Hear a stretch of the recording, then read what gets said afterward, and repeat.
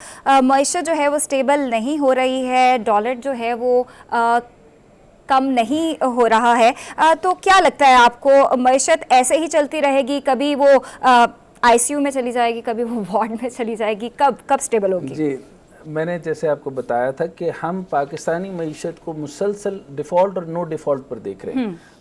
پاکستان کے سارے معیشت دان اور جو سیاستدان ہیں، وہ کچھ جو لوگ ہیں وہ اپنے پولیٹیکل مائلیج لینے کے لیے مسلسل اس کو ڈیفالٹ ثابت کرنا چاہتے ہیں، اور باقی لوگ جو ہیں وہ جو حکومت میں ہیں، وہ جو پی ڈی ایم ہیں یا 13 جماعتیں ہیں، وہ باقی جو حکومت میں ہوتا ہے وہ obviously کبھی یہ نہیں چاہتا کہ یہ ڈیفالٹ میں ہو چکا ہے، یہ نہیں ہو چکا۔ لیکن کرنٹ سچویشن آپ یہ سمجھیے کہ $6.72 بلین جب آپ کے پاس رہ جائیں، اور سعودی ڈپازٹ جو آتا ہے اور جتنے بھی ڈپازٹس آئیں گے، ڈپازٹ کا مطلب یہ ہے کہ it is just a window dressing، آپ اس کو دکھا سکتے ہیں، آپ اس کو استعمال نہیں کر سکتے۔ اسی طریقے سے آپ کے جو چائنا کے ساتھ جو پیسے ہیں، وہ جو معاملات ہیں، ان کو ڈیٹ لائبلٹیز آپ نے ابھی ادا کرنی ہیں۔ کول پاور پروجیکٹس جو ہیں وہ ابھی تک آپ کے مکمل شروع نہیں ہوئے۔ نیلم جیلم اور باقی جو آپ کے جو پروجیکٹس تھے، وہ 20 کے قریب جو پروجیکٹس تھے، وہ ابھی تک مکمل نہیں ہوئے۔ 2030 کے اندر بھی آپ جو ہے وہ مکمل ہونے نہیں جا رہے۔ اس طریقے سے اگر آپ دیکھیں کہ ڈالر کے اوپر آپ آ جائیں، انٹر بینک کا معاملہ الگ ہو چکا ہے اور اوپن مارکیٹ الگ ہو چکی ہے۔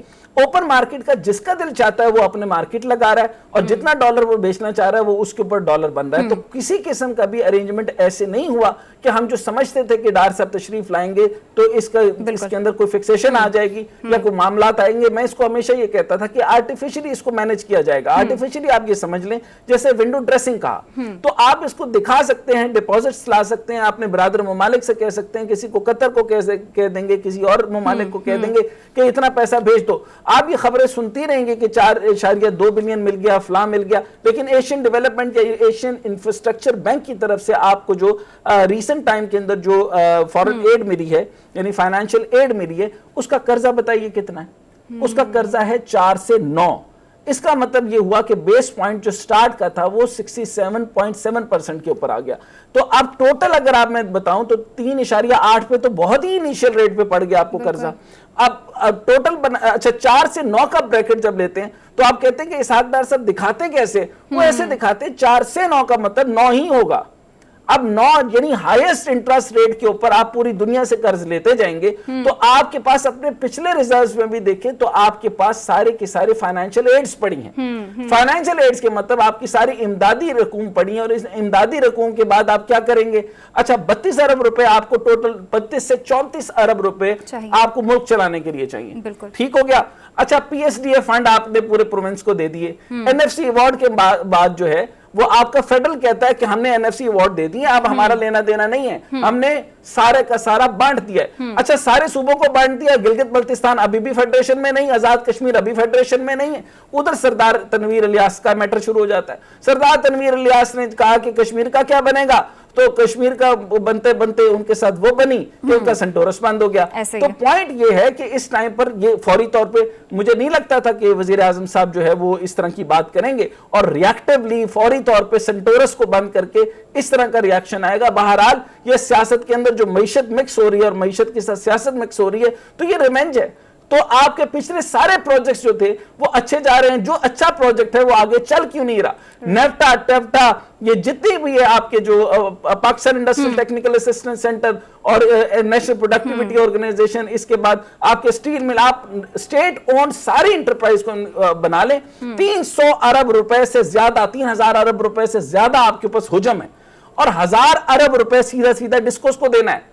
اب ڈسکوز اور جسکوز کا منی آپ یہ دیکھ لیں، یہ پیسہ ڈسکوز کو سمجھ لیں یعنی وہ والی جو آپ کی پرائیویٹ آئی پی پیز ہیں، یعنی جس سے آپ پاور پروڈیوسنگ کمپنیز ہیں، یعنی پاور مطلب بجلی، جو بجلی کی کھپت پاکستان کے اندر ٹھیک سے نہیں ہو رہی، انڈسٹری نہیں چل رہی، زراعت نہیں چل رہی، نظام نہیں چل رہا۔ اس میں ٹیکسٹائل کے اندر پچھلی دفعہ 5.5 نمو اس لیے تھی کیونکہ اس کے اندر میکسیمم آپ نے اس کو جو ہے وہ سبسڈیز دی تھی۔ جب ہم سبسڈیز نہیں دیں گے تو کوئی بھی ادارہ نہیں چلے گا، اور جب سبسڈیز دیں تو آئی ایم ایف کیا کہتا ہے؟ آئی ایم ایف نے آپ کو منع کر رکھا ہے آپ نے سبسڈیز نہیں دینی, بجلی کے نرخ بڑھانے ہیں, ٹائملی آپ جو ہے وہ جو پیٹرول کی قیمت ہے وہ بڑھا دیں, لیکن آپ سے سیاسی مائلیج لینے کے لیے شرائط آپ نے مانی نہیں. آپ 22ویں دفعہ پروجیکٹ کے اندر ہیں اور 23ویں میں چلے جائیں گے, اور ایکسٹرنل آپ کی جو ہے وہ میں اندرونی خبر آپ کو بتا رہا ہوں, اسحاق ڈار صاحب سے اندرونی بات ہو رہی ہے کہ 6 ارب روپے تو جو ہونے ہیں سو ہونے ہیں, ہمیں 7-8 ارب روپے اور بھی دیے جائیں. اچھا 7-8 ارب روپے دیے جائیں گے تو ایک ہوتا ہے کلوزڈ, ایک ہوتا ہے ڈسکلوزڈ. اب وہ جو ڈسکلوزڈ آپ کو جو ابھی انسٹرکشنز نہیں دی انہوں نے, وہ آپ سے کیا کیا نہیں مانگیں گے, آپ سے وہ سب کچھ مانگیں گے جو آپ نہیں دے سکتے, چاہے وہ آپ سے اڈے ہوں, پھر آپ چھوڑ دیں, آپ کی سیٹلائٹ چھوڑ دیں, آپ کی باقی چیزیں چھوڑ دیں, آپ کی سرحدیں چھوڑ دیں, ہر نظام چھوڑ دیں.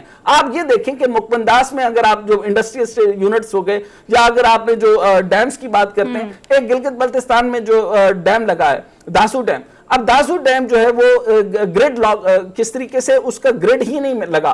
اب جب گلگت کے اندر, گلگت میں ہے تو فیڈریٹنگ یونٹ نہ ہونے کی وجہ سے وہ بجلی پورے پاکستان یعنی نہ ریجنل گریڈ میں شامل ہے نہ نیشنل گریڈ میں شامل ہے, تو اگر وہ بجلی دے گا بھی, یا تو وہ ریزروائر بن جائے گا صرف پانی جمع کرنے کا, یا اگر دے گا بھی تو صرف 2 روپے کی بجلی دے گا.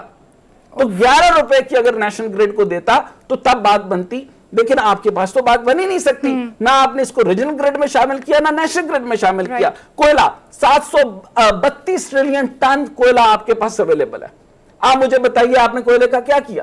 آپ نے کوئلے سے بجلی بنائی؟ آپ نے کول پاور پلانٹ کیوں نہیں بنائے؟ اب آپ کا سوال یہ ہوگا کہ ہم نے گرین پاور بننا ہے. آپ گرین بنیے.